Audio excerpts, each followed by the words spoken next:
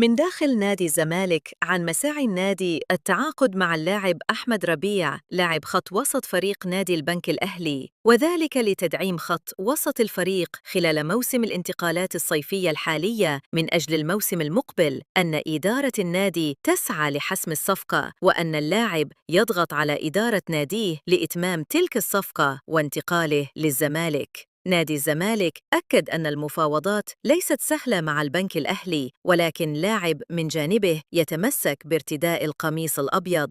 اللاعب ينال إشادة كبيرة من لجنة التخطيط في الزمالك وتسعى للتعاقد معه خلال الموسم المقبل. لم تتخذ إدارة نادي الزمالك بعد قراراً نهائياً بشأن خطة معسكر الإعداد للفريق الأول لكرة القدم استعداداً للموسم الكروي الجديد. حسم هذا الملف الحيوي مرتبط بشكل مباشر بتحديد الموعد الرسمي للبطولة العربية للأندية الأبطال المفترض إقامتها من نهاية شهر يوليو المقبل. الزمالك ينتظر تحديد موعد إقامة البطولة العربية التي من المتوقع أن تستضيفها مصر خلال شهر يوليو المقبل، وفي حال تأكيد إقامة هذه البطولة في التوقيت المشار إليه، سيجد النادي صعوبة كبيرة في تنظيم معسكر إعداد خارجي قبل انطلاق المنافسات المحلية والقارية. وعلى الجانب الآخر، في حال عدم إقامة البطولة العربية أو تأجيلها، فإن مسؤولي الزمالك سيدرسون خيار إقامة معسكر خارجي للفريق أو اللجوء إلى معسكر إعداد مغلق داخل الأراضي المصرية، وسيتم اتخاذ القرار النهائي في هذا الشأن بالتنسيق الكامل مع المدير الفني الجديد للفريق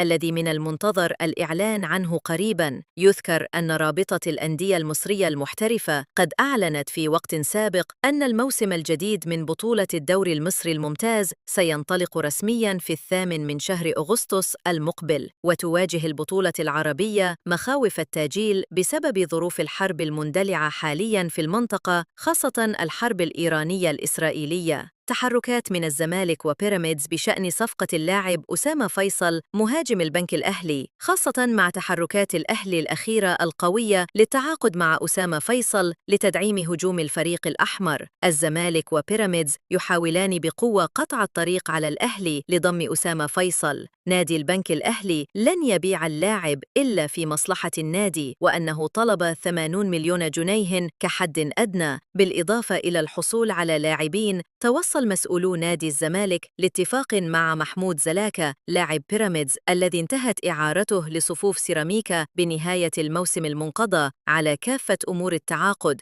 حيث تم عقد جلسة مع اللاعب الذي أكد رغبته في الانتقال لصفوف القلعة البيضاء، وتم الاتفاق على كافة الأمور المالية والتعاقدية بين الطرفين. وينتظر الزمالك